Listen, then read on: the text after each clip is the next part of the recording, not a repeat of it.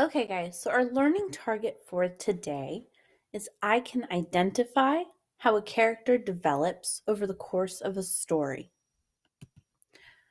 Now, good readers are going to get to know and understand the characters in their books. And this is really important because it's going to help you to comprehend the text that you're reading and to actually enjoy the books that you are interacting with. So, to do this while you're reading, you need to ask yourself, what traits does the character have? Okay, so when we've talked about traits, we've talked about personality, we've talked about physical characteristics, so how they're described as looking. You also need to ask yourself, what does this character care about? What's important to them? What is this character's attitude? So this kind of goes a little bit into that personality again. But what's their attitude? How do they react to situations? How are they acting? What is this character feeling? And most importantly, how do you know? Okay? What is the text saying that allows you to know these things? So let's think about Harry Potter. All right? So this is something we're all familiar with at this point. So let's think about him as a character. So, like most of the greatest heroes in the world, Harry is both ordinary and extraordinary. He's an 11-year-old skinny kid with unruly black hair and a weird scar on his forehead. He's also an orphan who doesn't remember his parents and is stuck living with the Dursleys, who are his muggle aunt, uncle, and cousin. Now, because of the Dursleys, he's had to grow up fast and learn to look after himself. So here are some of the things that we know about Harry. First off, Harry's a celebrity. As soon as he walks into the Leaky Cauldron or gets on the Hogwarts Express, people recognize him instantly. Yet Harry is also modest. So for the first 10 years of his life, he didn't realize he had anything special to brag about. And he actually has to work to gain confidence. We also know that while flying is something that's taught at Hogwarts, not everybody is equally skilled at it. However, Harry has a natural talent. He's worried about using a broomstick just like he is about any other magical thing. But as soon as he takes off, he realizes he has a knack for it. He's also got a natural talent for the game of Quidditch, even though he's never even watched the wizard sport before, let alone played it. Now, Harry is also a brave and loyal friend. He stands up for those who have been kind to him, like Hagrid and Ron, and for those who he thinks are getting a bad rap, like Neville and Hermione. Harry's modesty doesn't prevent him from being courageous or believing that he can do his part to help Dumbledore protect the Sorcerer's Stone. Now, even though in many ways he's still just a young boy, he's going up against an enemy like Quirrell, and Harry shows bravery that honestly few people can match. And finally, Harry misses his family. When he looks in the Mirror of Erised, which shows you your heart's deepest desire, he sees the parents he never knew and the family he never had. So we're able to take what we know from the book and really just pinpoint a bunch of information about our character. We really are able to get to know him. So now I want you to pause the video and I want you to think about a different book or movie you know. And I want you to describe what you know about one of the characters. So just like we did with Harry Potter, just list a bunch of the things you know about him. If you need to go back to the previous slide and see some of the things that I listed about Harry Potter, you're more than welcome to. But I want you to name a character and what book or movie it's from. And I want you to make a list of the things you know about that character. Go ahead and pause and restart the video when you're ready.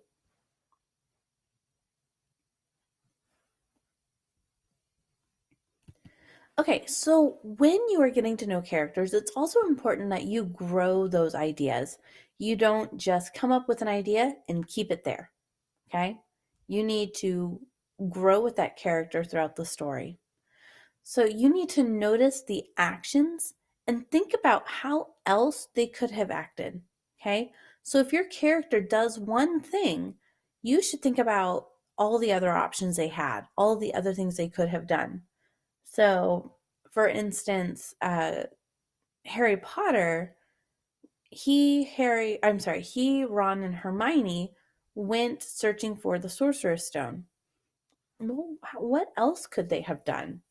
Instead of actually going into the Forbidden Corridor and looking for the Sorcerer's Stone, what else could they have done? Okay, and what does it tell us about them when we notice what they did do? So realize that the actions are choices that reveal information about the character.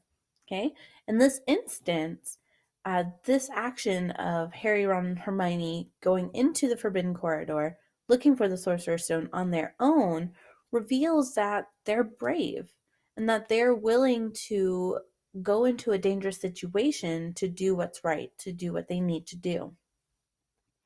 So if the action doesn't seem to reveal anything, push harder to find something that could be important.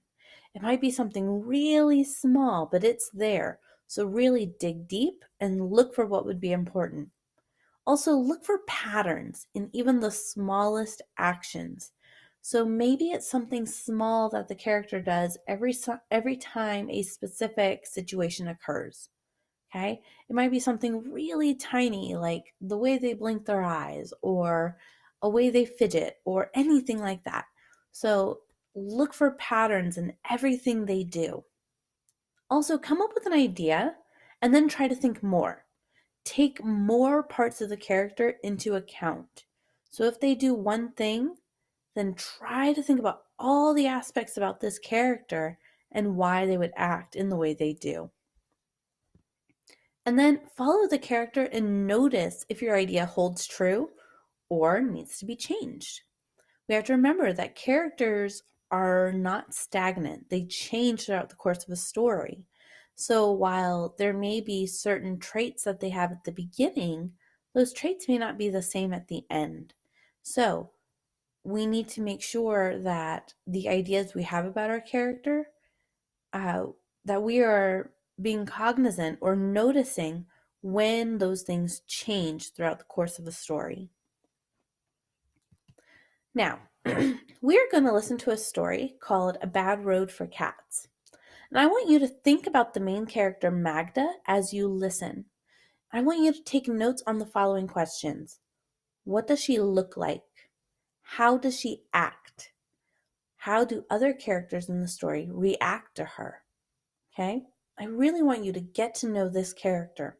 So you are going to have a copy of the reading that you're going to follow along with, and you can mark that up as you need to. So underline things, circle things. If you see descriptions of her, mark them. If you are noticing certain ways she acts, mark it. If she says certain things that really stick out to you, underline it, circle it, do whatever you need to do.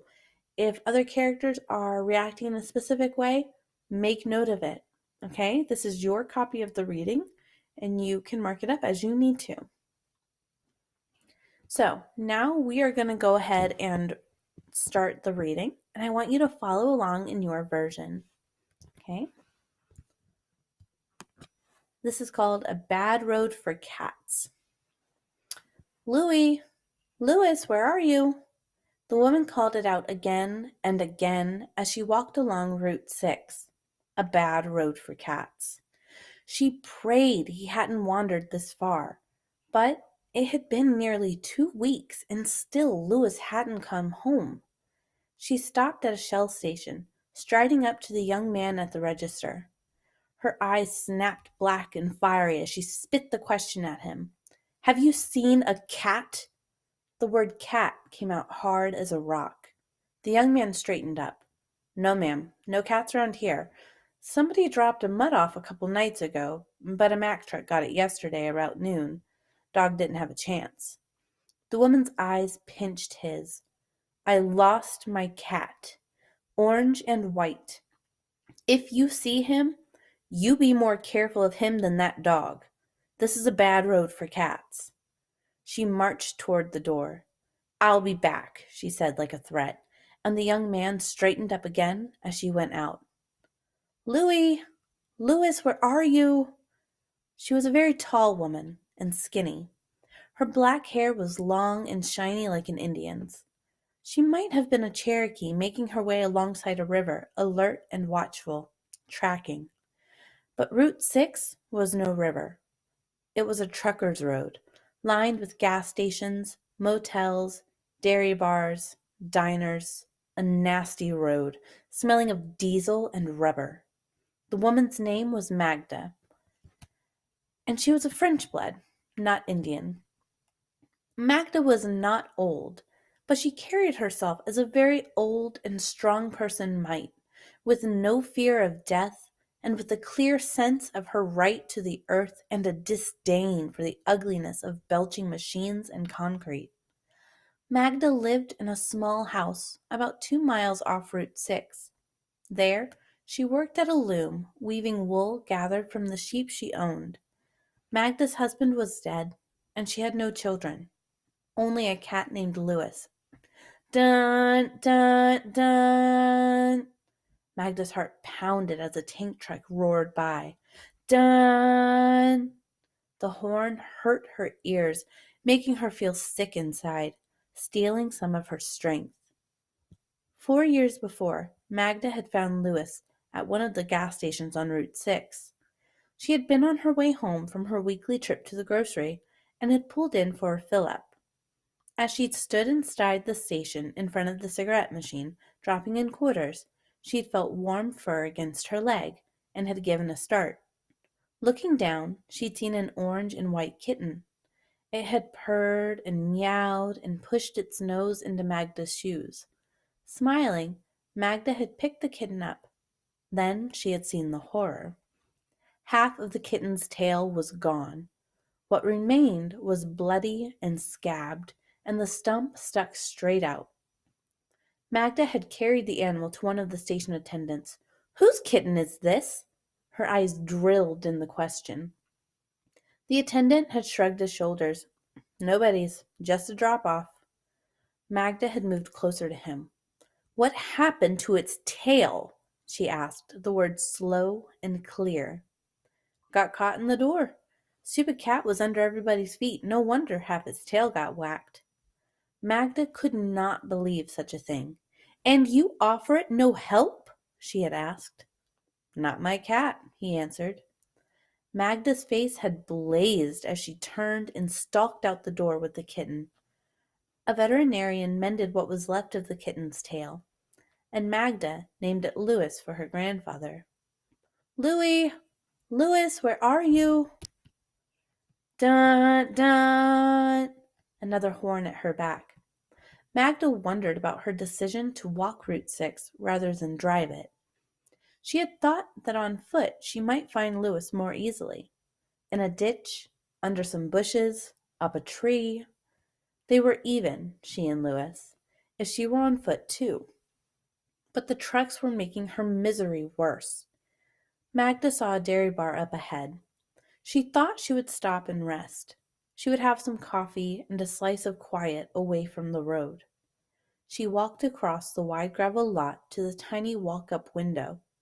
Pictures of strawberry sundaes, spongy shakes, cones with curly peaks were plastered all over the building, drawing business from the road with big red words like chili.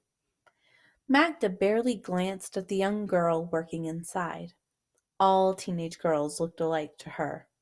"Coffee," she ordered. "Black?" "Yes." Magda moved to one side and leaned against the building. The trucks were rolling out on the highway, but far enough away to give her time to regain her strength. No horns, no smoke, no dirt. A little peace.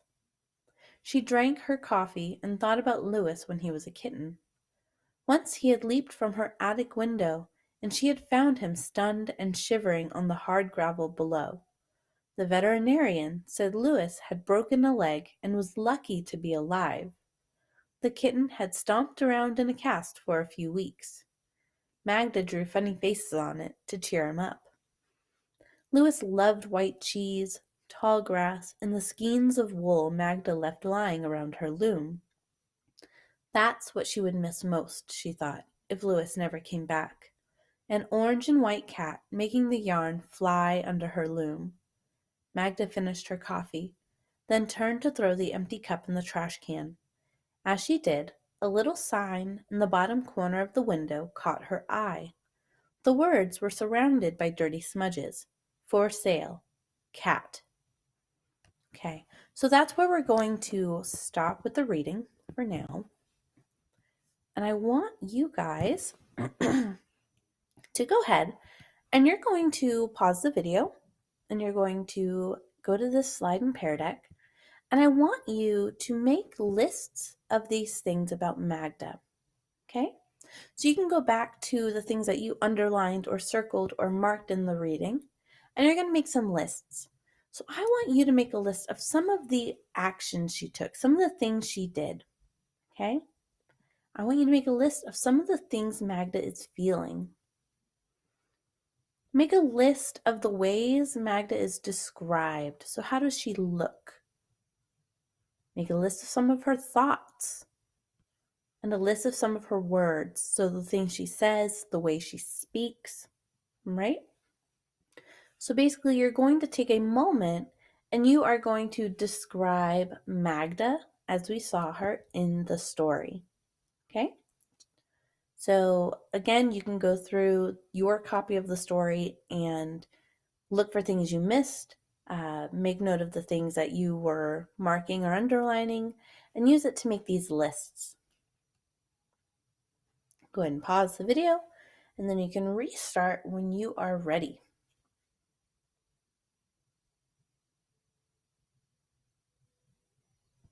Okay, so these are some of the things I noticed about Magda. So as for her actions, she was looking for Louis. I know she marched into the gas station. She's glaring at people. She threatens a boy. These are just a lot of the things that she's doing, and it really gives us a sense of the kind of person she is. She seems very stern, very harsh, and very focused. I also noticed that when she's looking for Louis, she's walking instead of driving. When we were seeing her flashback of when she got Louis, she took in the injured cat instead of leaving him. I also noticed it told us that she is a weaver and she raises sheep. So these are some of the actions I noticed. Now, as for feelings, I noticed that she's upset about the hurt cat. So when she's talking about when she first got Louis, she was very upset that the cat was hurt, and she was angry about the fact that the cat wasn't being helped. And frequently during this whole section of reading, she's furious. She hasn't been happy this whole time. And she's worried about Louis. Okay? Now, as for her looks, she is described as having fiery eyes, having dark hair. She's not old, but she carries herself as a strong older woman, and she glares a lot. Now, for her thoughts, I notice she dislikes machines and concrete. She's talking about the smell and about how they sound like they're belching, and she just really dislikes it. And she likes nature. And I notice this because she is very negative about the trucks and the concrete. However, she has a completely different disposition when she's talking about Louis and her sheep and nature. Okay, she just really seems to prefer that. Now, as for her words, she has a very harsh tone of voice. She says things like, "I'll be back," or "Why didn't you help the cat?" So the way she speaks isn't always very kind. Okay? So now I want you to take all of the information that we gathered and I want you to describe Magda in one word. I want you to take the slide and just figure out a single word, just one word that you would use to describe Magda. Okay? So write that on your slide. Go ahead and pause your video and you can restart when you are ready. All right, now that you've described Magda, let's go over our independent work. You are going to get a sheet of paper if you don't have one already, And you are going to describe the main character in your book club book, okay? And I want you to turn that in. Now, when you're describing your character, I want you to do just like we did with Magda. List some of your character's actions, feelings, looks, thoughts, and words. So I'm looking for those 5 different categories. So tell me some of the things your character has done, some of the feelings your character has had, the way your character is described as looking, the thoughts that your character has had, and some of the things your character has said or the way that your character speaks. You are going to turn that list in, okay? Make sure you also name your character. That way I know who you're describing. Then you're going to read silently for 10 minutes. After you read, you're going to go to IXL. Now, I really want you to notice I said read silently first. So read silently for 10 minutes and then go to IXL and bring skills U.1, U.2, and U.3 to 80%. Afterwards, you can possibly have free time. I told your sub that she needs to make sure that you have been working hard for the whole period and you've been doing what you've been told. If you have done those things, then she can give you free time, but it is up to her. If you do not get free time, then you're going to go back to reading or working on IXL. Those are the options. All right, so now that we are done, you're going to go ahead and get started. Good job.